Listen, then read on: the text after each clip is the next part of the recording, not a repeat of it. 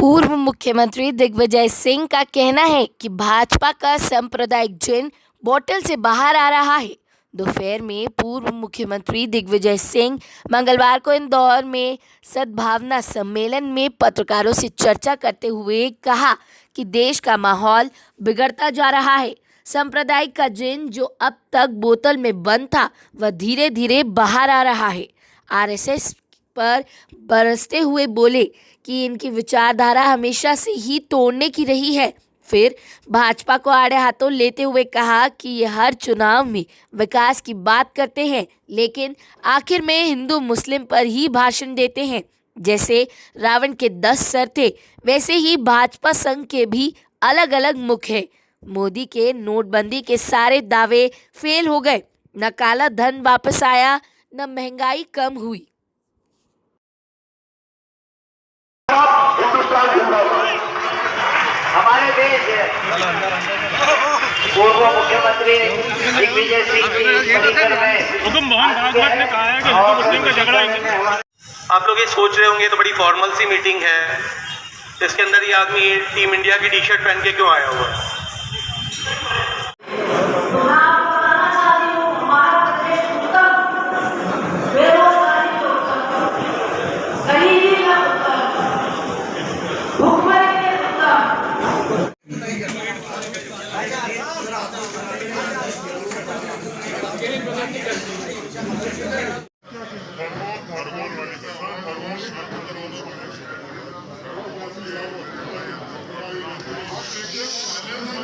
सब लोग साइलेंस बजाए। जन्माष्टमी का जश्न मनाने और उसी समय मथुरा के अस्पताल में 40 योगी जी को अपना आदर्श मान करके मध्य प्रदेश को भी उत्तर प्रदेश के रास्ते पर चलाने की कोशिश ये नेता को बुलाते हैं। मुझे इस बात की प्रसन्नता है कि आज आप सबको ग्रहण करते हुए और इस बात की हमें वाकई चिंता है कि देश में मैं हमेशा इस बात को कहता हूं कि जब तक बोतल में इस सांप्रदायिकता का जिन कैद था तब तक इनके हौसले बुलंद रहेंगे। पूरी कोशिश इन्होंने करी 1925 में मीडिया रहेगा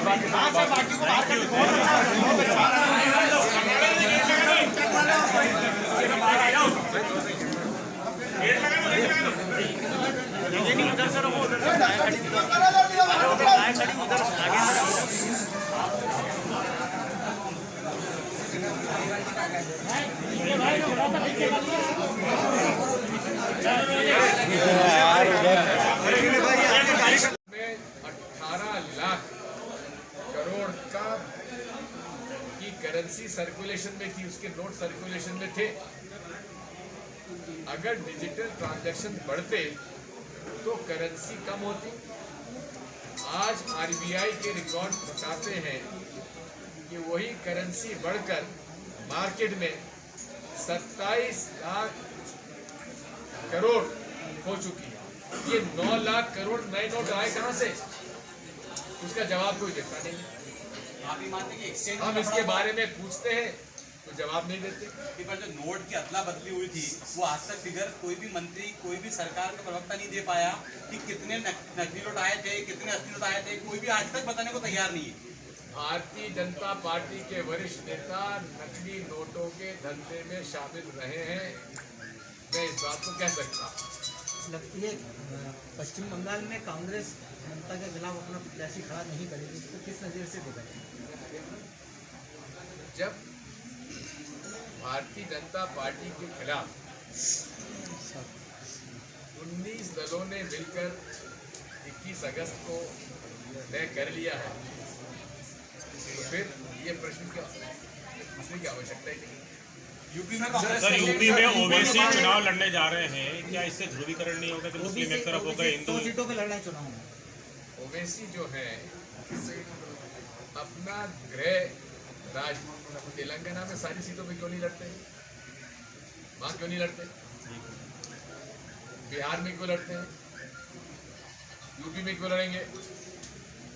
केवल भाजपा से मिली जुली कुश्ती है। मैं तो शुरू से इस बात को कहता रहा हूं, कट्टरपंथी विचारधारा चाहे हिंदुओं की है चाहे मुसलमानों की हो, एक सिक्के के दो पहलू। और इसीलिए दिग्विजय सिंह पर एक तरफ जहां आरएसएस ने मानहानि के दावे किए हुए हैं, वहीं ओवैसी ने भी मेरे खिलाफ मानहानि का दावा किया हुआ है। और एक फ्रॉड रामदेव ने भी किया हुआ है। तो मैं इन बातों से नहीं डरता, क्योंकि जो मैं कहता हूं प्रमाण के साथ कहता हूं। इससे बीजेपी को फायदा होगा सर ओवैसी के आने से यूपी में? ये तो आप ओवैसी की और कांग्रेस का स्टैंड क्या होगा यूपी में? ओवैसी जी और नरेंद्र मोदी जी से पूछिए क्यों खड़ा किया है। हम लोगों पे तो राष्ट्रद्रोह के केस लग जाते हैं, ओवैसी भी क्यों नहीं लगते? स्टैंड क्या होगा यूपी में कांग्रेस का? कांग्रेस का स्टैंड यूपी चुनाव में क्या होगा? हमारा स्टैंड हटवाओ यार, क्यों नहीं है? रविंद्र जी हटाओ तो जरा हटाओ ना इधर से, फ्रेम बिगड़ रही है हमारी। समझा दे रहे हो ना, नहीं तो दे दूँ लगता। पूरे प्रदेश में आदिवासियों के खिलाफ एक ऐसा माहौल बनाया जा रहा है, डराने का, धमकाने का, और पूरे तरीके से ये सब कुछ भारतीय जनता पार्टी और संघ की सुनियोजित योजना के अंतर्गत किया जा रहा है, और हम इसका पूरा विरोध करते हैं। कल कमलनाथ जी खुद बड़वानी गए थे और वहाँ उन्होंने अपनी सारी बातें कही हैं। दोनों लाइट चालू करना है। रूप से कम सर, जावेद अख्तर साहब ने तालिबान की तुलना आरएसएस से की है, सही मानते हैं गलत मानते हैं? जावेद अख्तर साहब इस देश के एक प्रतिष्ठित विचारक हैं, इसलिए उन्होंने किस संदर्भ में ये बात कही मुझे जानकारी नहीं है, लेकिन इस देश में संविधान हमें अपने विचारों को अभिव्यक्त करने की स्वतंत्रता उसने दी हुई है, और वो उनका हक है। आप उनसे सहमत हो ना हो, लेकिन आपको ऐसा कोई काम नहीं करना चाहिए जिससे कि इस प्रकार का, मैंने बड़ा एक कोई भारतीय जनता पार्टी के प्रवक्ता है, वो कह रहे हैं कि फिल्म में दिखा देते हैं। भाई कौन से कानून में आप रोकेंगे, जरा बताइए। वैसे आपने संपत सरन जी का नाम सुना है?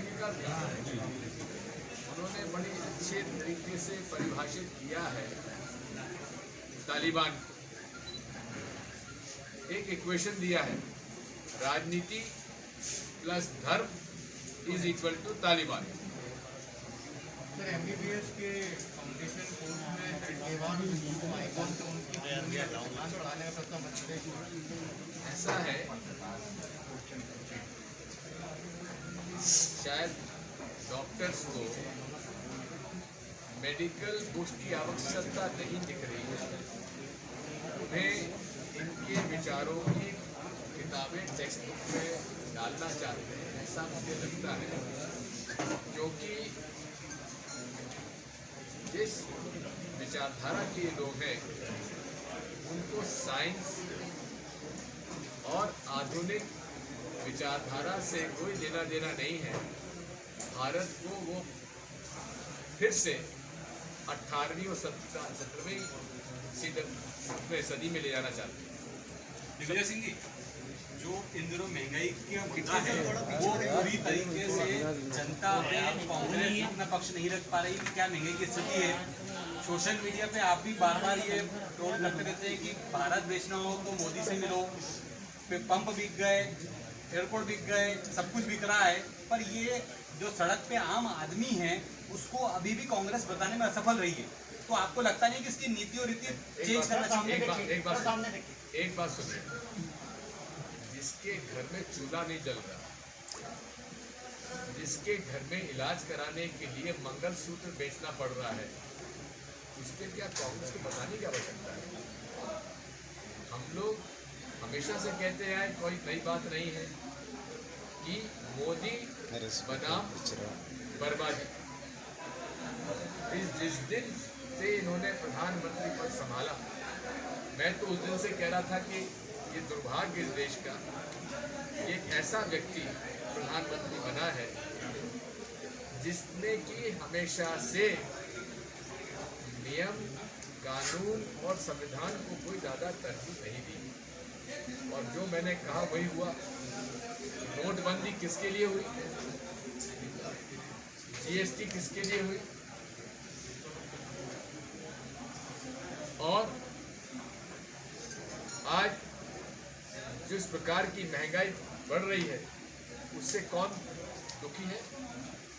नोटबंदी में उन्होंने कहा था कि हम डिजिटल करेंसी की तरफ जा रहे हैं, यानी कि नोट का सर्कुलेशन कम होगा। उन्होंने 4 बातें कही थी। काला धन वापस आ जाएगा, भ्रष्टाचार समाप्त हो जाएगा, आतंकवाद समाप्त हो जाएगा और नकली नोट खत्म हो जाएंगे। क्या चारों चीजों में से एक भी हुई? नहीं हुई। कहा था इतना काला धन आ जाएगा, हर परिवार को 15-15 लाख रुपए दे देंगे। और मैं बताना चाहता हूं 2016 में